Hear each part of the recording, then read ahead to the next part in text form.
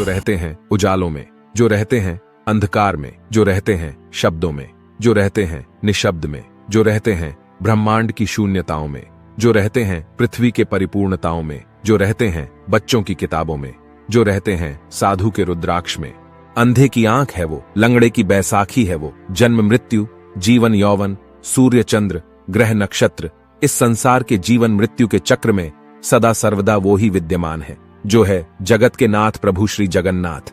वह जो सनातन धर्म के सभी देवताओं में सबसे रहस्यमयी है, वह जो दया का सागर है, सारे संसार के सच्चे मित्र हैं, वह जो भगवान ब्रह्मा के सिर पर आभूषण है, सर्वोच्च ब्रह्मा के अभिव्यक्ति हैं, वह जिसका सब कुछ बेहद आकर्षक और रहस्यमयी है, वह अकेले ऐसे है जो अपने भाई बहनों के साथ पूजे जाते हैं। वह अकेले एकमात्र देवता है जिन्हें प्राचीन काल से ही भारत में मौजूद सभी धर्म और परंपराओं में पूजा जाता है। आदिवासी उन्हें नीलमाधव के रूप में दावा करते हैं, हिंदू उन्हें भगवान विष्णु या भगवान कृष्ण के रूप में मानते हैं, जैन उन्हें जीनानाथ मानते हैं, बौद्ध उन्हें बुद्ध मानते हैं। वह है जगत के नाथ प्रभु श्री जगन्नाथ। पुरी का श्री जगन्नाथ मंदिर एक हिंदू मंदिर है जो भगवान जगन्नाथ को समर्पित है। यह भारत में उड़ीसा राज्य के तटवर्ती शहर पुरी में स्थित है। जगन्नाथ शब्द का अर्थ जगत के स्वामी होता है। इनकी नगरी जगन्नाथपुरी या पुरी कहलाती है। इस मंदिर को हिंदुओं के 4 धामों में से एक माना जाता है। यह वैष्णव संप्रदाय का मंदिर है जो भगवान विष्णु के अवतार श्री कृष्ण को समर्पित है। इस मंदिर का वार्षिकोत्सव रथ यात्रा प्रसिद्ध है। इसमें मंदिर के तीनों मुख्य देवता भगवान जगन्नाथ, उनके बड़े भ्राता बलभद्र और बहन सुभद्रा, तीनों 3 अलग अलग भव्य और सुसज्जित रथ में विराजमान होकर नगर की यात्रा को निकलते हैं। मध्यकाल से ही रथ यात्रा का उत्सव बड़े धूमधाम से मनाया जाता है। इसके साथ ही यह उत्सव भारत के बहुत से वैष्णव कृष्ण मंदिर में मनाया जाता है। रथ यात्रा निकाली जाती है। यह मंदिर वैष्णव परंपरा और संत रामानंद से जुड़ा हुआ है। यह कौड़ीय वैष्णव संप्रदाय के लिए महत्व रखता है। ऐसा माना जाता है कि सतयुग में इंद्रदयुम्न नाम के एक वैष्णव राजा रहते थे, जिनका राज्य अवंती से मालवा तक फैला हुआ था, जिसकी राजधानी अवंती थी, जो वर्तमान में आंध्र प्रदेश और राजस्थान है। भगवान विष्णु के भक्त होने के कारण हमेशा उनकी एक झलक पाने के लिए उत्सुक रहते थे। एक दिन एक यात्रा करने वाले भिक्षु उनके महल में आ पहुंचे। उन्होंने उग्रदेश यानी उड़ीसा के बारे में बताते हुए कहा कि विश्ववसु नाम का एक सब्र आदिवासी सरदार एक गुप्त गुफा में नीलमाधव के रूप में भगवान विष्णु की पूजा करते हैं। वे इसके बारे में सटीक स्थान या अन्य जानकारी नहीं दे सके, लेकिन राजा इंद्रदयुम्न भगवान विष्णु को देखने के लिए बेचैन हो गए। तब वह उग्रदेश का पता लगाने और विश्ववसु को खोजने की उत्सुकता हुई। उन्होंने महल के मुख्य पुजारी के भाई विद्यापति को आदेश दिया कि वह नीलमाधव की खोज करें।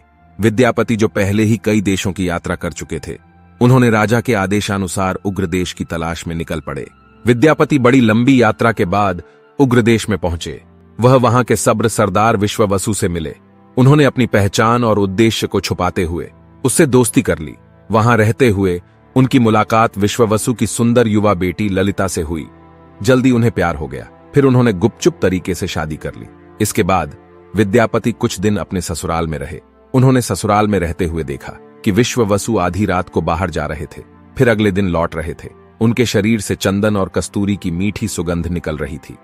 विद्यापति ने जब ललिता से उसके बारे में पूछा तो वह पहले तो टल गई, लेकिन कुछ देर बाद उसने अपने पिता के निर्देशों के खिलाफ खुलासा किया कि उसके पिता नीलमाधव की पूजा करने के लिए जंगल में एक गुफा में जाते हैं।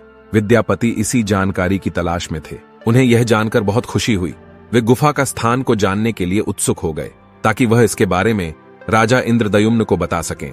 फिर उन्होंने ललिता से लगातार अनुरोध किया वे नीलमाधव को दिखाने के लिए गुफा की यात्रा की व्यवस्था करें।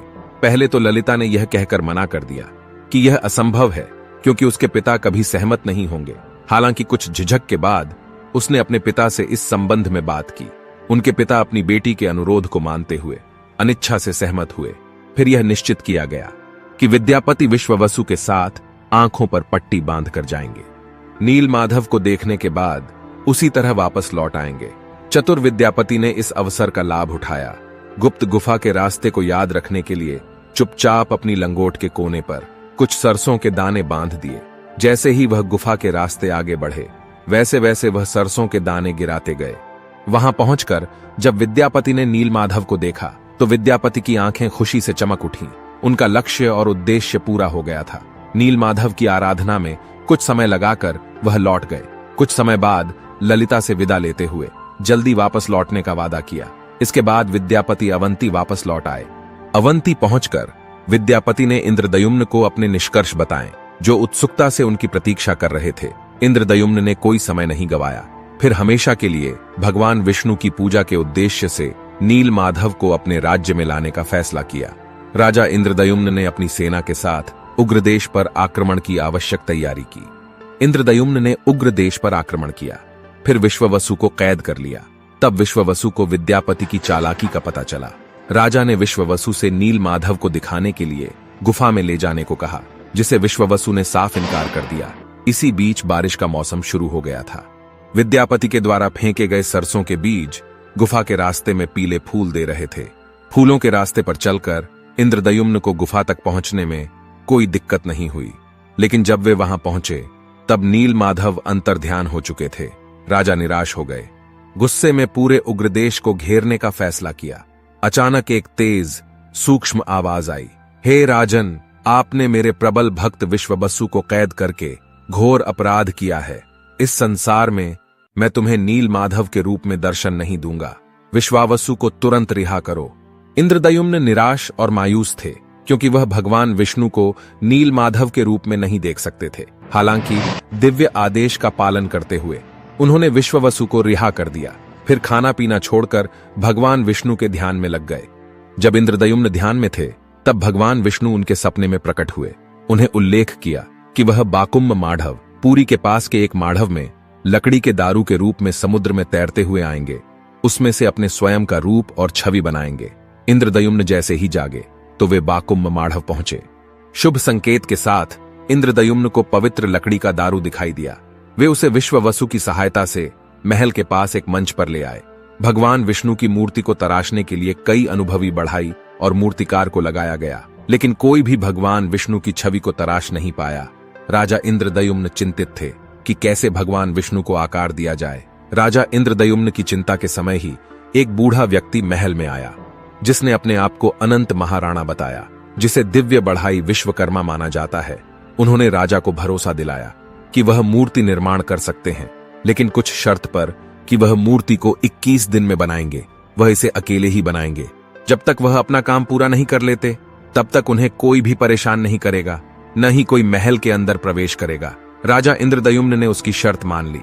फिर उस बूढ़े ने महल का दरवाजा बंद करते हुए काम करना शुरू कर दिया। लोगों को सिर्फ हथौड़ी छेनी की आवाजें सुनाई देती थीं। इस तरह 2 हफ्ते बीत गए। फिर उन्हें एक दिन कुछ भी सुनाई नहीं दिया। रानी गुंडिचा उत्सुक और बेचैन हो गई। उन्होंने सोचा कि बूढ़ा आदमी बिना भोजन और पानी के भूख प्यास से मर गया होगा। रानी ने इंद्रदयुम्न से उस बूढ़े व्यक्ति को बचाने का आग्रह किया। इंद्रदयुम्न ने अपनी इच्छा के विपरीत दरवाजा तोड़ दिया।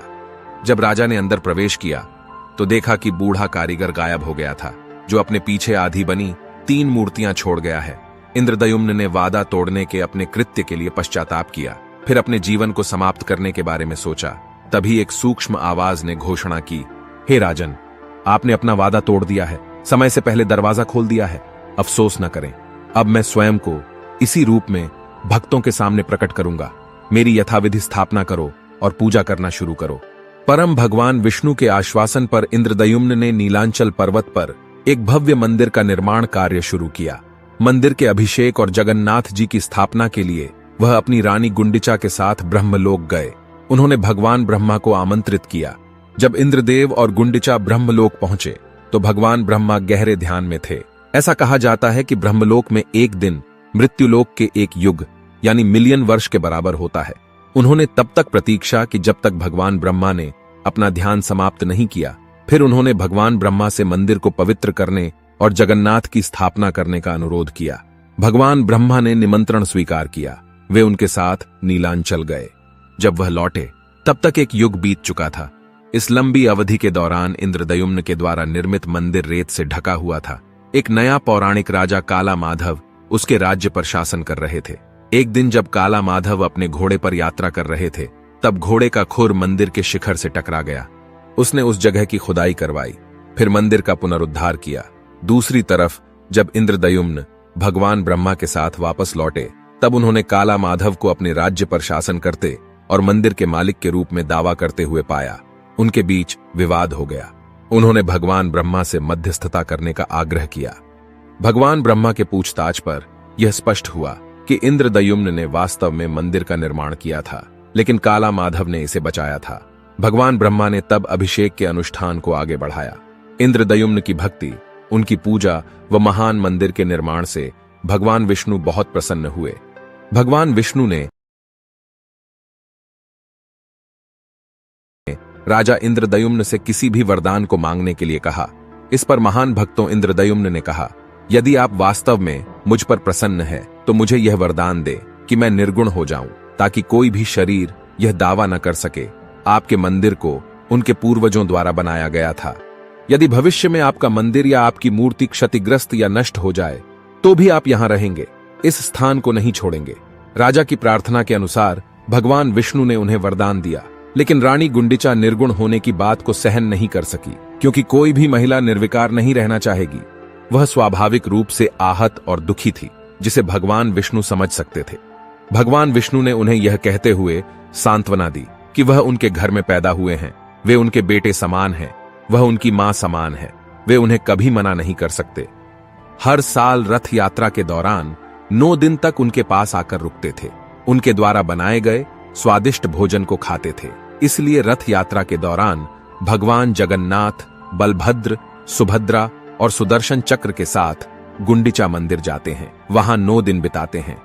रानी गुंडिचा जो देवकी नहीं है, यशोदा भी नहीं है, बस उस कान्हा ने उनसे वादा किया था, इसलिए हर साल अपना वादा पूरा करने आ जाते हैं। ऐसे हैं भगवान जगन्नाथ, जो अपने भक्तों की देखभाल के लिए बिना पलकों के अपनी आंखें हमेशा खुली थी। दोस्तों, हिंदू धर्म में कालखंड को 4 भागों में बांटा गया है, सतयुग, त्रेता युग, द्वापर युग और कलयुग। इन चारों युगों की ही तरह हिंदू धर्म में 4 धाम भी हैं, जैसे बद्रीनाथ धाम, रामेश्वरम धाम, द्वारिका धाम और जगन्नाथ धाम। लेकिन क्या आप जानते हैं कि इनमें से किस धाम की स्थापना कालखंड के किस युग में हुई है? चलिए सबसे पहले मैं आपको ये बताता हूँ। दोस्तों, बद्रीनाथ धाम सतयुग में स्थापित किया गया था, रामेश्वरम धाम त्रेता युग में स्थापित किया गया था, द्वारिका धाम द्वापर युग में स्थापित किया गया था, साथ ही जगन्नाथपुरी धाम कलयुग में स्थापित किया गया था। इन चारों धामों में एक बात कॉमन है कि इन सभी धामों की स्थापना भगवान विष्णु के अवतारों ने ही की है। तो दोस्तों, आज मैं बात कर रहा हूँ कलयुग के धाम जगन्नाथ धाम की। जगन्नाथपुरी धाम दुनिया का सबसे अधिक लोकप्रिय और पूजनीय तीर्थ स्थल है। जितना विस्तृत ये मंदिर है, उससे भी कहीं ज्यादा विस्तृत इस मंदिर का इतिहास है, यानी कि हमारा इतिहास है। इस इतिहास के साक्षी हैं प्रभु श्री जगन्नाथ जी, जो अपनी बहन सुभद्रा और बड़े भैया बलदाऊ जी के साथ इस मंदिर में निवास करते हैं। इस मंदिर में भगवान की सिर्फ पूजा नहीं की जाती, बल्कि पूरा का पूरा त्योहार मनाया जाता है।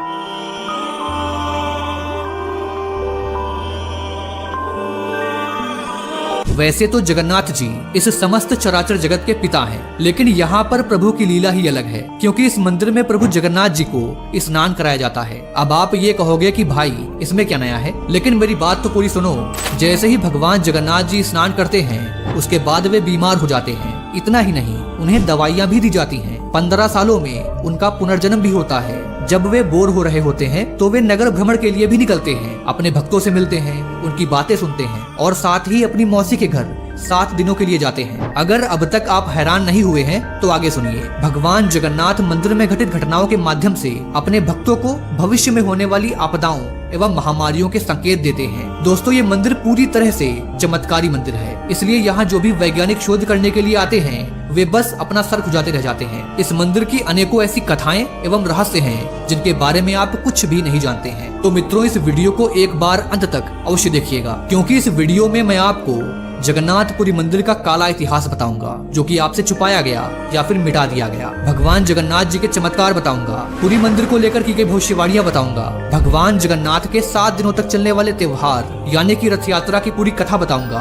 इसलिए इस वीडियो को एक लाइक अवश्य करें। वीडियो पसंद आए तो चैनल को सब्सक्राइब अवश्य करें और साथ ही नीचे कमेंट बॉक्स में एक बार सच्चे दिल से जय जगन्नाथ अवश्य लिखिए। मैं हूँ आपका दोस्त प्रतीक। को चलिए शुरू से शुरू करते हैं। दोस्तों, अब आप भगवान जगन्नाथ को जानते हैं, उनकी पूजा आराधना करते हैं। आप ही नहीं बल्कि विदेशी लोग भी भगवान जगन्नाथ के दर्शन के लिए पुरी आते हैं। लेकिन कईयों साल पहले ऐसा बिल्कुल नहीं था। पहले विदेशों से कोई न कोई आता तो था, चाहे वो मुस्लिम आक्रमणकारी हो या फिर अंग्रेज ही क्यों ना हो। सबका बस यही उद्देश्य होता था कि या तो वे मंदिर को तोड़कर नष्ट कर दें या हिंदू मंदिरों को लूट लें और लूटे हुए खजाने को वे अपने देश ले जाएं। ऐसा कई बार हो चुका है कि भगवान जगन्नाथ को मंदिर से बाहर छुपकर रहना पड़ा है, क्योंकि जब भी आक्रमणकारी भगवान जगन्नाथ के मंदिर को तोड़ने की कोशिश करते थे तब उन्हें मंदिर से निकालकर कभी कुएं में, कभी गुफाओं में, तो कभी जमीन के अंदर छुपा दिया जाता था। क्या आप जानते हैं कि जगन्नाथपुरी मंदिर पर लगभग 18 बार आक्रमण हो चुके हैं और यही सबसे बड़ा कारण है कि इस मंदिर में गैर हिंदुओं का प्रवेश वर्जित है। दोस्तों, आप ये जानते होंगे कि जगन्नाथ मंदिर को धरती का 8वां वैकुंठ कहा जाता है, यानी कि जो भी भक्त यहाँ पर जाता है और भगवान जगन्नाथ जी के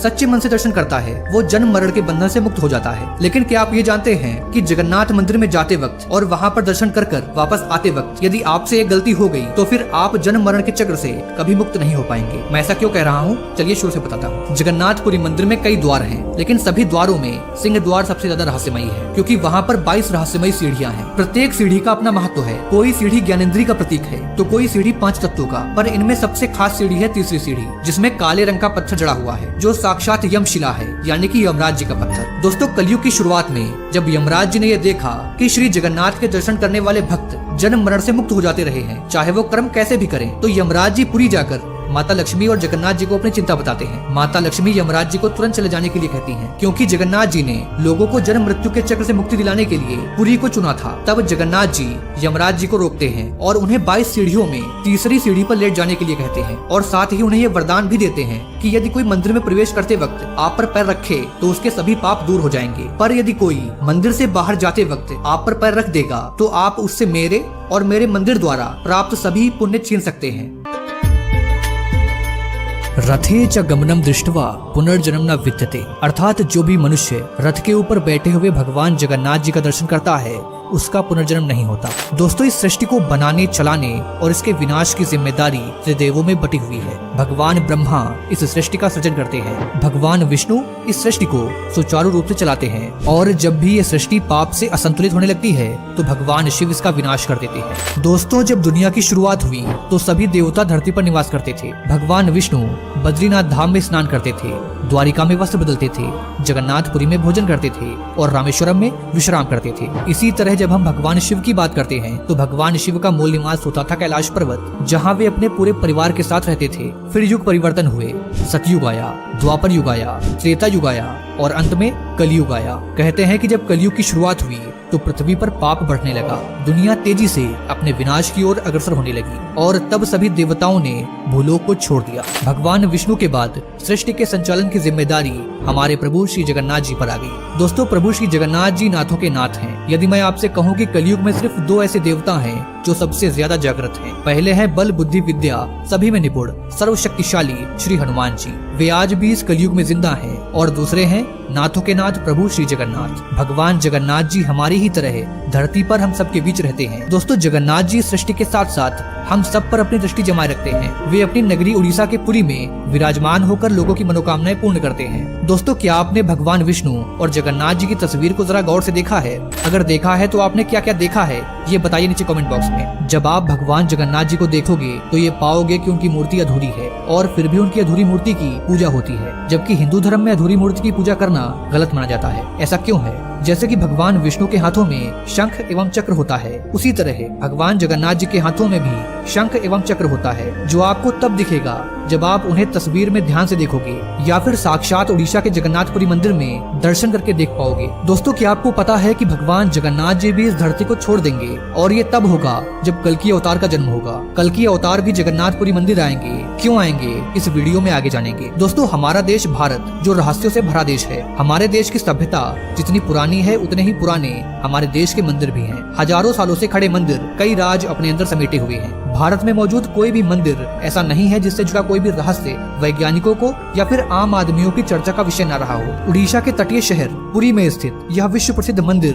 भगवान विष्णु के अवतार श्री कृष्ण को समर्पित है। पुरी का यह पौराणिक मंदिर अपने आप में काफी अलौकिक है। 800 साल से भी ज्यादा पुराने इस मंदिर में ऐसे ऐसे रहस्य छुपे हुए हैं जो आपको हैरान कर देंगे। आपको भी जानना चाहिए कि भगवान श्री कृष्ण का हृदय आज भी जीवित है। भगवान श्री कृष्ण 16 कलाओं से युक्त ईश्वर के पूर्ण अवतार माने जाते हैं। वैसे तो श्री कृष्ण सर्वत्र व्याप्त हैं, लेकिन उन्हीं श्री कृष्ण के अवतारी शरीर का हृदय आज भी जीवित अवस्था में धड़क रहा है। दोस्तों, कहा जाता है कि जब भगवान श्री कृष्ण ने अपनी देह त्याग की थी, तब उनका अंतिम संस्कार किया गया था। अंतिम संस्कार में श्री कृष्ण की देह पूरी तरह से पंच तत्व में विलीन हो गई थी, लेकिन उनका हृदय वैसे का वैसा ही रह गया। अग्नि दाह में उनका हृदय नष्ट नहीं हुआ। उनका हृदय एक जीवित व्यक्ति की तरह धड़क रहा था।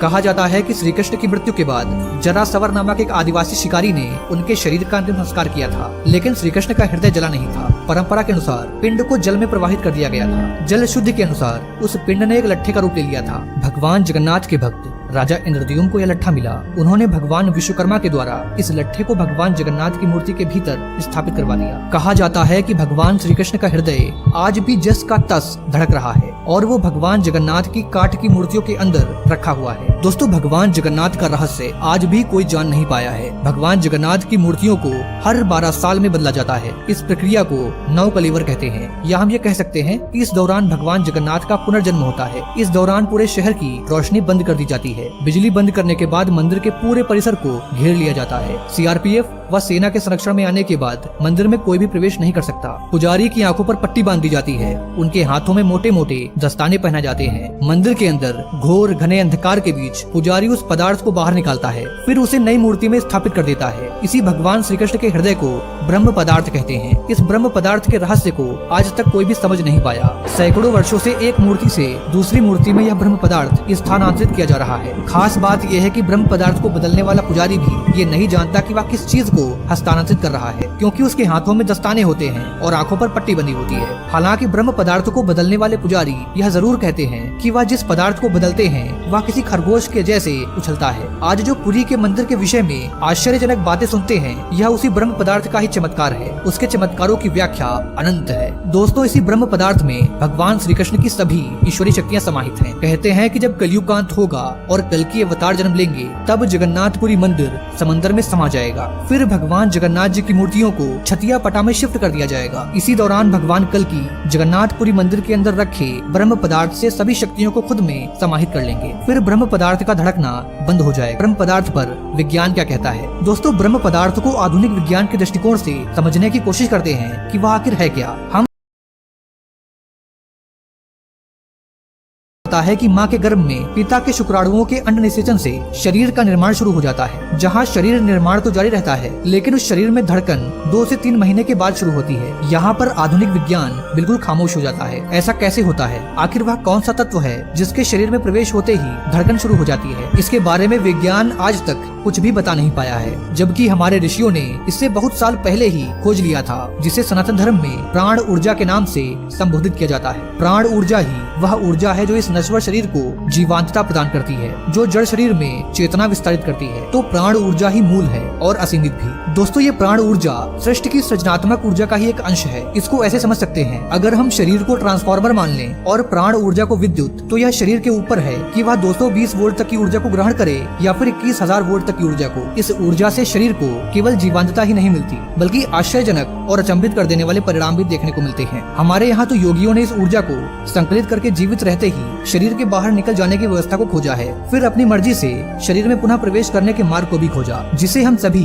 परकाया प्रवेश के नाम से जानते हैं। ऐसे ही हिमालय की गुफाओं में तपस्यारत योगियों के बारे में सुना होगा, जिनकी तपस्या के मार्ग में यह शरीर कभी भी बाधा नहीं रहता। तो जरा सोचिए कि जिस श्री कृष्ण को पूर्णावतार माना जाता है, उनकी ऊर्जा की सीमा क्या रही होगी, उसकी पराकाष्ठा क्या रही होगी। दोस्तों, अब जरा जगन्नाथ मंदिर के रहस्य को जान लेते हैं। जगन्नाथ रथ यात्रा का रहस्य। उड़ीसा के पुरी में निकलने वाली रथ यात्रा 500 सालों से चली आ रही है। इसके बारे में स्कंद पुराण, नारद पुराण, पद्म पुराण और ब्रह्म पुराण में वर्णन किया गया है। इसमें भगवान जगन्नाथ जी के साथ साथ भाई बलभद्र व बहन सुभद्रा जी रथ पर सवार होती हैं। मान्यता है कि इन रथों को खींचने वालों को मोक्ष की प्राप्ति होती है। यह यात्रा 9 दिनों तक चलती है। यह एक ऐसा उत्सव है जिसमें स्वयं भगवान जगन्नाथ रथ पर बैठकर घूमने निकलते हैं। इस उत्सव में भगवान जगन्नाथ रथ पर सवार होकर पूरे नगर का भ्रमण करते हैं। अंत में अपनी मौसी के घर गुंडीचा मंदिर पहुँचते हैं। रथ यात्रा के दौरान हर साल एक घटना घटती है, वह इस दिन बारिश का होना है। इस बात का इतिहास गवाह है कि रथ यात्रा का कोई भी साल ऐसा नहीं गुजरा जब रथ यात्रा के दौरान बारिश ना हुई हो। इस पर कई बार बुद्धिजीवियों में चर्चा हुई। यह कहा गया कि यह मात्र एक संयोग है। संयोग कुछ बार तो हो सकता है, लेकिन सालों से रथ यात्रा के दौरान बारिश का होना कोई संयोग नहीं हो सकता। भगवान जगन्नाथ के रथ का मजार पर रुकने का रहस्य। हैरानी की बात यह है कि हिंदू धर्म के देवता का मुस्लिम मजार से क्या रिश्ता है। कहानी यह है कि जब भारत में मुगलों का शासन हुआ करता था, तब उनकी सेना में सालबेग नामक एक वीर था। सालबेग के पिता मुस्लिम और माँ हिंदू थी। एक युद्ध के दौरान सालबेग के माथे पर गहरी चोट लगी। इस चोट के ठीक न होने की वजह से उसे सेना से निकाल दिया गया। उसकी माँ ने सालबेग को दुखी देखकर उसे भगवान जगन्नाथ के दरबार में जाने के लिए कहा। सालबेग अपनी माँ की बात मानकर भगवान की भक्ति करने लगा। अपने मुस्लिम भक्त की भक्ति से भगवान जगन्नाथ इतना प्रसन्न हुए कि वह उनके सपने में आए। सालबेग ने सुबह उठकर अपनी चोट को सही पाया तो भगवान का गुणगान करते हुए भगवान जगन्नाथ के मंदिर पहुंच गया, लेकिन मुस्लिम होने के कारण उसे अंदर जाने नहीं दिया गया। तब सालबेग ने कहा, अगर वह जगन्नाथ जी का सच्चा भक्त है तो वह उसे दर्शन देने खुद ब खुद आएंगे। सालबेग जब तक जीवित रहा तब तक वह भगवान की भक्ति करता रहा, लेकिन उसे भगवान के दर्शन नहीं हो पाए। लेकिन जब उसकी मृत्यु हुई तो उसी वर्ष भगवान जगन्नाथ जी की रथ यात्रा के दौरान भगवान का रथ अपने आप ही सालबेग की मजार के सामने जाकर रुक गया। लोगों ने बहुत ही कोशिश की, लेकिन रथ एक इंच भी नहीं हिला। तब किसी ने भगवान के परम भक्त सालबेग के बारे में बताया। इसके बाद वहाँ मौजूद सभी लोगों ने सालबेग के नाम के जयकारे लगाए। तब जाकर भगवान जगन्नाथ का रथ आगे बढ़ा। तब से हर वर्ष ऐसा ही होता है। दोस्तों, अगर आपने रथ यात्रा नहीं देखी और आप भी वहां शामिल होकर भगवान के दर्शन करना चाहते हैं तो इस वीडियो को अंत तक जरूर देखिएगा। इस वीडियो में मैं आपको भगवान श्री जगन्नाथ जी की रथ यात्रा यानी कि कार फेस्टिवल की संपूर्ण जानकारी विस्तार से दूंगा। दोस्तों, पूरी रथ यात्रा के लिए बलराम, श्री कृष्ण और देवी सुभद्रा के लिए 3 अलग अलग रथ निर्मित किए जाते हैं। रथ यात्रा में सबसे आगे बलराम जी का रथ, उसके बाद बीच में देवी सुभद्रा जी का रथ और सबसे पीछे भगवान श्री जगन्नाथ जी का रथ होता है। इसे उनके रंगों और ऊंचाई से पहचाना जाता है। दोस्तों, जगन्नाथपुरी में रथ यात्रा की परंपरा में बहुत तरह की रस्में निभाई जाती हैं। प्रभु जगन्नाथ की यात्रा उनके मंदिर से प्रारंभ होती है और 2 किलोमीटर के मार्ग का सफर तय करती है। ज्येष्ठ पूर्णिमा के दिन प्रभु जगन्नाथ को बड़े भाई बलराम जी तथा बहन सुभद्रा के साथ रत्न सिंहासन से उतारकर मंदिर के पास बने स्नान मंडप में लाया जाता है। उसके बाद 108 कलशों से उनका शाही स्नान होता है। दोस्तों, फिर मान्यता ये है कि इस स्नान के बाद प्रभु बीमार हो जाते हैं, फिर उन्हें बुखार आता है। तब 15 दिन तक प्रभु श्री जगन्नाथ जी को एक विशेष कक्ष में रखा जाता है जिसे ओसर घर कहते हैं। इस 15 दिन की अवधि में महाप्रभु को मंदिर के प्रमुख सेवकों और वैद्यों के अलावा और कोई देख नहीं सकता। इस दौरान मंदिर में महाप्रभु के प्रतिनिधि अलारनाथ जी की प्रतिमा स्थापित की जाती है तथा उनकी पूजा अर्चना की जाती है। 15 दिन बाद भगवान स्वस्थ होकर कक्ष से बाहर निकलते हैं और भक्तों को दर्शन देते हैं, जिसे नव यवन यानी कि नेत्र उत्सव कहते हैं। इसके बाद द्वितीय के दिन महाप्रभु श्री कृष्ण और बड़े भाई बलराम जी तथा बहन सुभद्रा जी के साथ बाहर राजमार्ग पर आते हैं और रथ पर विराजमान होकर नगर भ्रमण पर निकलते हैं। रथ यात्रा में भगवान जगन्नाथ के अलावा उनके बड़े भाई बलराम, उनकी बहन सुभद्रा के साथ रथ यात्रा शुरू होती है। दोस्तों, रथ यात्रा जगन्नाथ मंदिर से शुरू होकर गुडिच्चा मंदिर तक पहुंचती है। गुडिच्चा या फिर गुडिचा राजा इंद्रद्युम्न की पत्नी थी, जिसने एक गुफा में बैठकर तब तक तपस्या की थी जब तक कि राजा इंद्रद्युम्न ब्रह्मलोक से लौट कर नहीं आ गए थे। उनकी तपस्या के चलते ही वह देवी बन गई थी और उनके तप बल के कारण ही राजा नारद मुनि के साथ ब्रह्मलोक की यात्रा करके समय पर लौट आए थे। दोस्तों, रथ यात्रा की शुरुआत सबसे पहले बलराम जी के रथ से होती है। उनका रथ ताल ध्वज के लिए निकलता है। इसके बाद सुभद्रा जी के पद्म रथ की शुरुआत होती है। सबसे अंत में भक्त भगवान जगन्नाथ जी के रथ नंदी घोष को बड़े बड़े रस्सों की सहायता से गुडिचा माँ के मंदिर तक जाकर यह रथ यात्रा पूरी मानी जाती है। माना जाता है कि माँ गुडिचा भगवान जगन्नाथ की मासी हैं। यहीं पर देवताओं के इंजीनियर माने जाने वाले विश्वकर्मा जी ने भगवान जगन्नाथ, उनके बड़े भाई बलभद्र और बहन सुभद्रा जी की मूर्ति का निर्माण किया था। छेरा पहरा की रस्म होती है जो रथ यात्रा के सबसे पहले दिन निभाई जाती है, जिसमें पुरी के महाराज के द्वारा यात्रा मार्ग और रथों को सोने के झाड़ू से साफ किया जाता है। इसके बाद पहांडी एक धार्मिक परंपरा है जिसमें भक्त बलभद्र, सुभद्रा और भगवान श्री कृष्ण को गुंडीचा मंदिर तक रथ यात्रा करवाते हैं। गुंडीचा भगवान की भक्त थी। मान्यता है कि भक्ति का सम्मान करते हुए भगवान हर साल उनसे मिलने आते हैं। जगन्नाथपुरी में भक्त भगवान के रथ को खींचते हुए 2 किलोमीटर की दूरी पर स्थित गुंडीचा मंदिर तक ले जाते हैं और 9वें दिन वापस लाया जाता है। गुंडीचा मार्जन परंपरा के अनुसार रथ यात्रा से एक दिन पहले श्रद्धालुओं के द्वारा गुंडीचा मंदिर को शुद्ध जल से धोकर साफ किया जाता है। जब रथ यात्रा गुंडीचा मंदिर में पहुंचती है तब भगवान जगन्नाथ, सुभद्रा एवं बलभद्र जी को विविध पूर्वक स्नान कराया जाता है और उन्हें पवित्र वस्त्र पहनाए जाते हैं। यात्रा के 5वें दिन हेरा पंचमी का महत्व है। इस दिन माँ लक्ष्मी भगवान जगन्नाथ को खोजने आती है, जो अपना मंदिर छोड़कर यात्रा में निकल गए हैं। रथ यात्रा जब जगन्नाथ मंदिर वापस पहुँचती है तो सभी प्रतिमाएं रथ में ही रहती है। देवी देवताओं के लिए मंदिर के द्वार अगले दिन एकादशी को खोले जाते हैं। तब कई तरीकों से स्नान करवाकर वैदिक मंत्रोच्चार के बीच मूर्तियों को पुनः प्रतिष्ठित किया जाता है।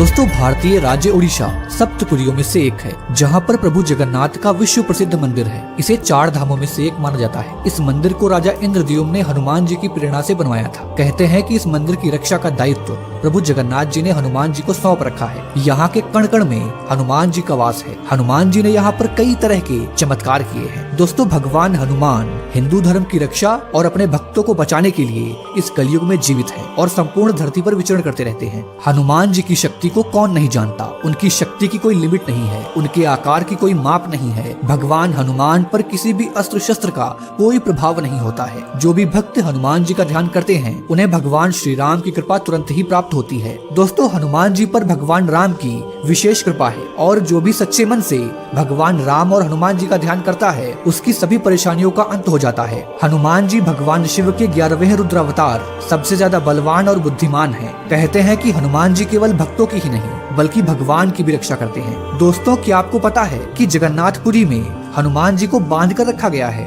और भक्त उन्हें जंजीरों में बंधे हुए ही पूजते हैं। जब आप जगन्नाथपुरी धाम जाएंगे तो आप भी भगवान जगन्नाथ और हनुमान जी के चमत्कारों को महसूस कर पाएंगे। दोस्तों जगन्नाथपुरी एक वैकुंठ है। वैकुंठ का शाब्दिक अर्थ होता है जहाँ पर कुंठा ना हो। कुंठा यानी कि निष्क्रियता, अकर्मण्यता, निराशा, हताशा, आलस्य और दरिद्रता। इसका मतलब हुआ कि वैकुंठ धाम एक ऐसा स्थान है जहाँ कर्महीनता नहीं है, निष्क्रियता नहीं है। कहते हैं कि मरने के बाद पुण्य कर्म करने वाले लोग स्वर्ग या फिर वैकुंठ जाते हैं। हिंदू धर्म के अनुसार कैलाश पर्वत पर महादेव ब्रह्मलोक में ब्रह्मदेव बसते हैं। उसी तरह भगवान विष्णु का निवास वैकुंठ में बताया गया है। दोस्तों चाहे कोई भी युग हो, हर युग में भगवान हनुमान और राम जी की जोड़ी अवश्य देखने को मिलती है, क्योंकि हनुमान जी अपने प्रभु से दूर नहीं रह सकते। दोस्तों कहते हैं कि स्वयं भगवान जगन्नाथ जी ने ही हनुमान जी को जंजीरों से बांधा था और तब से ही वे जगन्नाथपुरी में बंधी हुई अवस्था में विराजित हैं। चलिए जगन्नाथपुरी धाम में महाबली हनुमान जी को बांधा क्यों गया है और जगन्नाथपुरी में ऐसे कौन कौन से चमत्कार हैं जो हनुमान जी कर रहे हैं। कहते हैं कि भगवान जगन्नाथ ने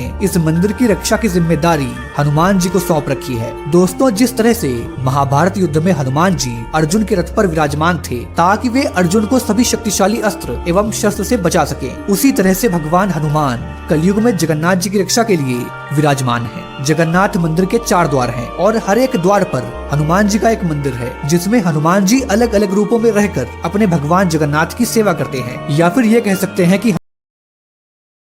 जी चारों द्वारों पर रहकर मंदिर की रक्षा करते हैं। मित्रों मंदिर के पूर्वी द्वार पर हनुमान जी को फट हनुमान के रूप में पूजा जाता है। पश्चिमी द्वार पर हनुमान जी की लगभग 4 फीट ऊंची मूर्ति है और यहाँ उन्हें कान पाटा हनुमान के नाम से जाना जाता है। मंदिर के उत्तरी द्वार पर हनुमान जी के 4 हाथ हैं और चारों हाथों में वे चक्र पकड़े हुए हैं और यहाँ उन्हें अष्टभुज हनुमान के रूप में पूजा जाता है। वहीं दक्षिणी द्वार पर हनुमान जी की 60 फीट ऊंची मूर्ति है और यहाँ उन्हें 12 भाई हनुमान के रूप में पूजा जाता है। मित्रों जगन्नाथ मंदिर के दक्षिणी द्वार के पास जो हनुमान मंदिर है उसके लिए कहा जाता है कि इस मंदिर का निर्माण जगत गुरु आदि शंकराचार्य ने करवाया था। कहते हैं कि समुद्र की लहरें कभी भी मंदिर के आंगन में आ जाती थी जिससे वहाँ पर आए भक्तों को बहुत परेशानी होती थी। इसे रोकने के लिए आदि गुरु शंकराचार्य ने मंदिर के दक्षिणी द्वार पर हनुमान जी की मूर्ति स्थापित की, उनका आह्वान किया और हनुमान जी से समुद्र को रोक कर रखने की प्रार्थना की। कहा जाता है कि उसके बाद से हनुमान जी की कृपा से समुद्र की लहरें या फिर कोई भी प्राकृतिक आपदा उस मंदिर को लांघकर कभी भी जगन्नाथ मंदिर में प्रवेश नहीं की। यहाँ तक कि लोगों का ये भी कहना है कि जब साल 2019 में उड़ीसा में आए भयंकर चक्रवाती तूफान फानी ने पुरी में बहुत ही ज्यादा भयंकर तबाही मचाई थी, तब भी समुद्र की लहरें ज्यादा अंदर तक नहीं घुस पाई थी और जगन्नाथ मंदिर के मुख्य ढांचे को भी कोई भी नुकसान नहीं पहुंचा पाई थी। मित्रों इसी तरह मंदिर की बाकी दिशाओं में भी हनुमान जी भगवान जगन्नाथ के रक्षक के रूप में विराजमान हैं, जिनसे जुड़ी अलग अलग कहानियां हैं। मंदिर के मुख्य द्वार के सामने भी जो समुद्र है वहाँ पर भी बेड़ी हनुमान का मंदिर है। ये मंदिर पुरी के चक्र नारायण मंदिर की पश्चिमी दिशा की ओर बना हुआ है। इस मंदिर में हनुमान जी बेड़ियां या फिर जंजीरों से बंधे हुए हैं, इसलिए यहाँ पर हनुमान जी को बेड़ी हनुमान कहा जाता है। पुरी के लोग इसे दरिया महावीर मंदिर भी कहते हैं। दोस्तों भगवान जब पृथ्वी पर अवतरित होते हैं तब देवता नर गंधर्व सभी की चाहत होती है कि ईश्वर के दर्शन हो जाएं। ऐसा ही हुआ जब भगवान जगन्नाथ जी की मूर्तियां पुरी में स्थापित की गईं। समुद्र के मन में भी भगवान के दर्शन की लालसा बढ़ी,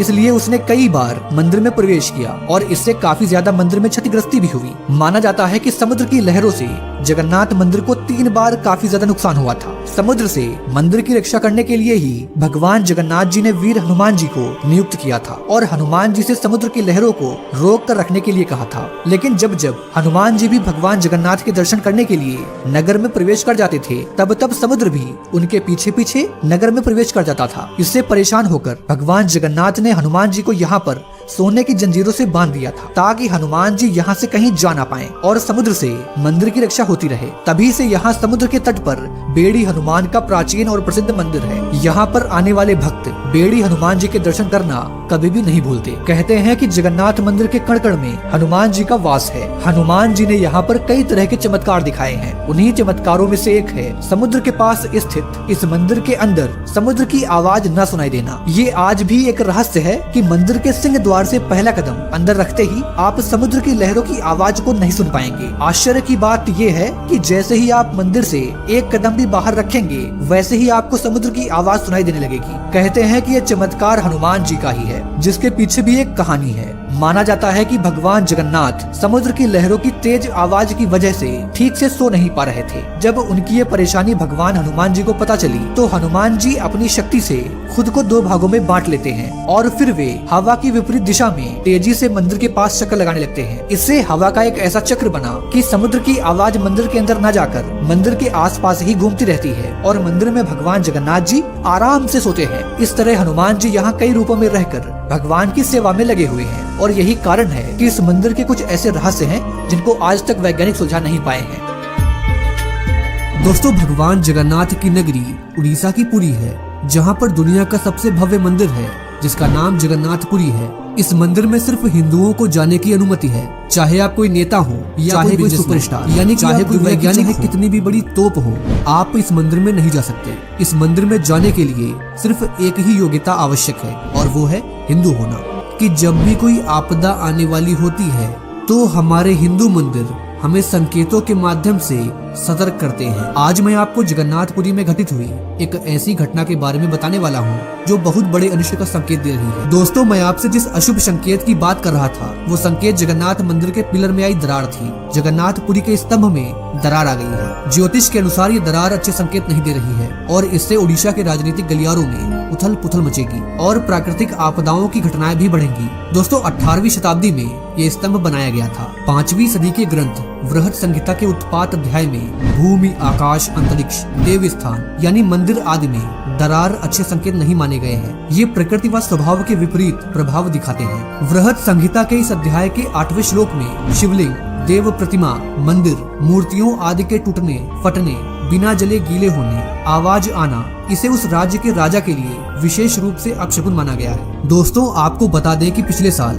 गुजरात के द्वारिकाधीश मंदिर के शिखर पर बिजली का गिरना भी अशुभ संकेत था और वहां के मुख्यमंत्री की कुर्सी के लिए भी अशुभ संकेत रहा था। पिछले साल 13 जुलाई को गुजरात के प्राचीन द्वारिकाधीश मंदिर की गुम्बद पर 52 गज की ध्वजा पर बिजली गिरने से उसमें आग लग गई थी और कुछ दीवारें काली भी पड़ गई थी। वहीं 12 सितंबर को मुख्यमंत्री विजय रूपाणी ने अपने सभी मंत्रियों के साथ इस्तीफा दे दिया और केंद्रीय नेतृत्व के इशारे पर भूपेंद्र भाई पटेल नए मुख्यमंत्री बनाए गए। दोस्तों, इससे पहले भी उड़ीसा के जगन्नाथपुरी मंदिर की रसोई में देर रात अचानक आग लग गई। अधिकारियों ने रविवार को यह जानकारी दी। उन्होंने बताया कि आग कल देर रात सारा घर के अंदर लगी, जहां महाप्रसाद पकाने के लिए इस्तेमाल किए जाने वाले बर्तनों के साथ रसोई का सामान रखा जाता है। अधिकारियों ने कहा कि मंदिर के कर्मचारियों ने दमकल कर्मियों की मदद से आग पर काबू पाया। उन्होंने कहा कि इस घटना में किसी की हताहत होने की कोई खबर नहीं है। अधिकारियों ने कहा कि आग लगने के असल कारण को पता लगाया जा रहा है। दोस्तों, बता दें कि जगन्नाथ मंदिर की रसोई में आग लगने से कुछ ही दिन पहले